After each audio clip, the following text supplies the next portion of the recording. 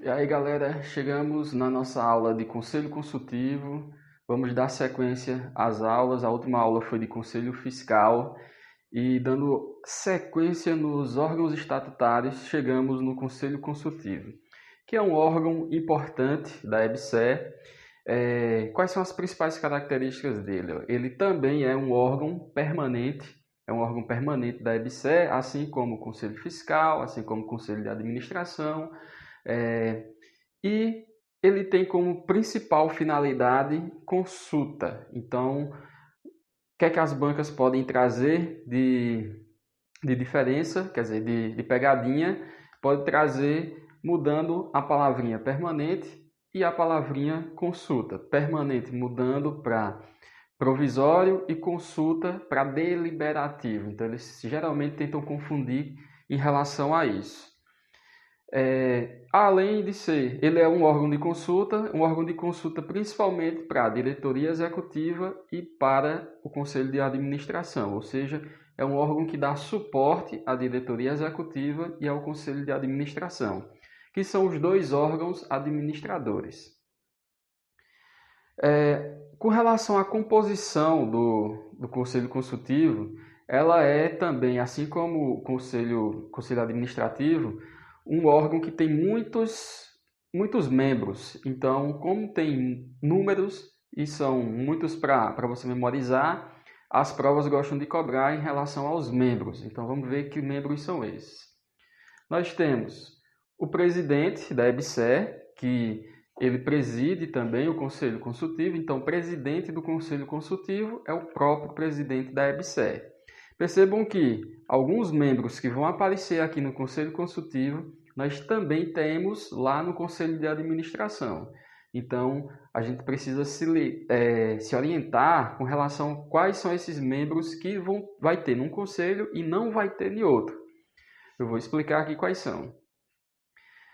Temos dois representantes do Ministério da Educação, temos um representante do Ministério da Saúde. Lá no Conselho de Administração, nós ainda tínhamos mais um representante do Ministério da Fazenda. Porém, aqui nós não temos, aqui de ministério, a gente só tem da Educação e da Saúde. Temos ainda, quer dizer, da Fazenda é no Conselho Fiscal, uma correçãozinha. Temos ainda um representante dos usuários, dos serviços de saúde, os próprios usuários, que aqui é um membro novo, que lá no Conselho de Administração não tem usuários, então tem que ficar atento que esse aqui é uma potencial pegadinha. Então, os usuários do SUS, os usuários da EBSER, na verdade, do SUS também, eles podem pleitear eles podem participar, ter uma vaga para participar do Conselho Consultivo.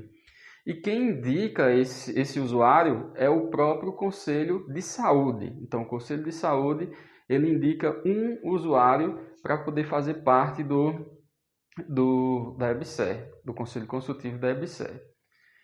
Nós temos ainda um representante de residências em saúde, ou seja, as residências médicas, residência multiprofissional, são os programas de pós-graduação do tipo residência, onde vamos ter pelo menos um representante. Então, existem órgãos que controlam as residências e esses órgãos vão indicar um representante para fazer parte do Conselho Consultivo. Temos ainda um membro da Andifes, ou um reitor, ou um diretor. Lembrando que nós temos um membro da Andifes também fazendo parte do Conselho de Administração. Temos um representante dos empregados, também temos um representante dos empregados lá no Conselho de Administração. Então, aqui nós temos que são membros novos, membros que não tem lá no Conselho de Administração, os residentes e os usuários do SUS da EBSER. Algumas características que são importantes que a gente precisa saber sobre o Conselho Consultivo é que os membros eles são indicados bienalmente, ou seja, os membros eles são indicados 2 vezes a cada 2 anos, na verdade, uma vez a cada 2 anos. e é indicado pelos respectivos órgãos e entidades do Ministério da Saúde, quer dizer, da Saúde ou da Educação, não importa. A atuação dos conselheiros ela não é remunerada, ou seja, a gente não recebe dinheiro, o conselheiro ele não recebe, é um dos órgãos que não recebe. Para relembrar quais são os órgãos que recebem, nós só temos a própria diretoria executiva como único órgão que tem uma remuneração financeira, e os outros órgãos vão ter um percentual do que a diretoria executiva recebe. Que órgãos são esses? Conselho de Administração e Conselho Fiscal. Eles recebem até 10%, só podem receber até 10% do que a diretoria executiva recebe.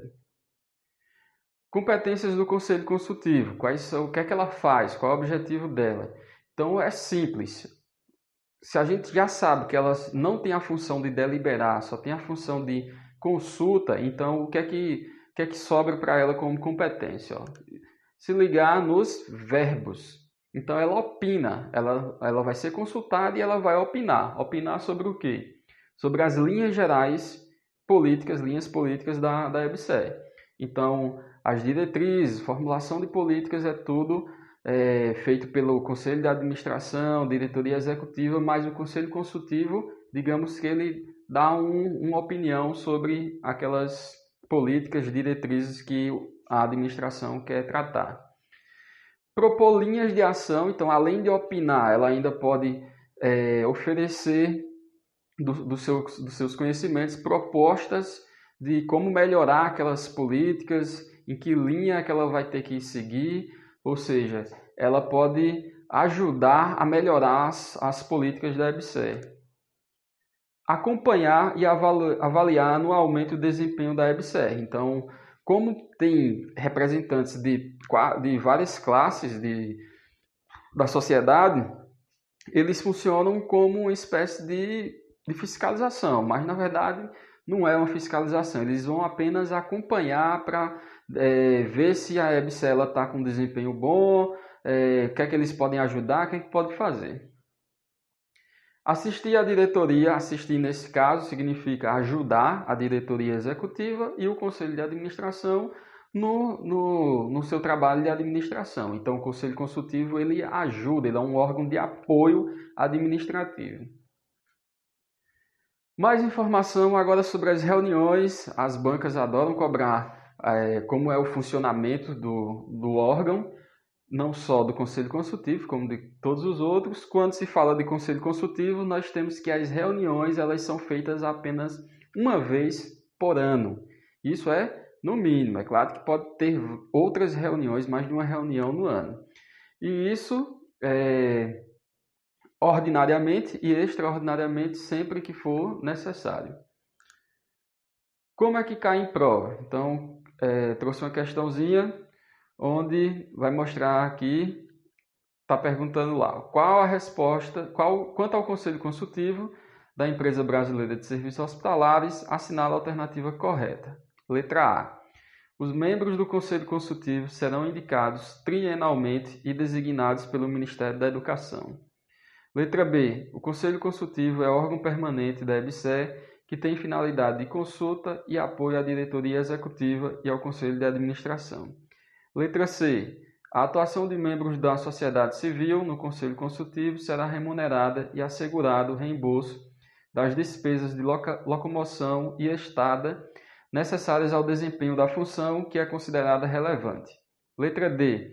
Compete ao Conselho Consultivo denunciar por qualquer de seus membros os erros, fraudes ou crimes que descobrirem e sugerir providências úteis. Conselho Consultivo da EBSER reunir-se-á bimestralmente.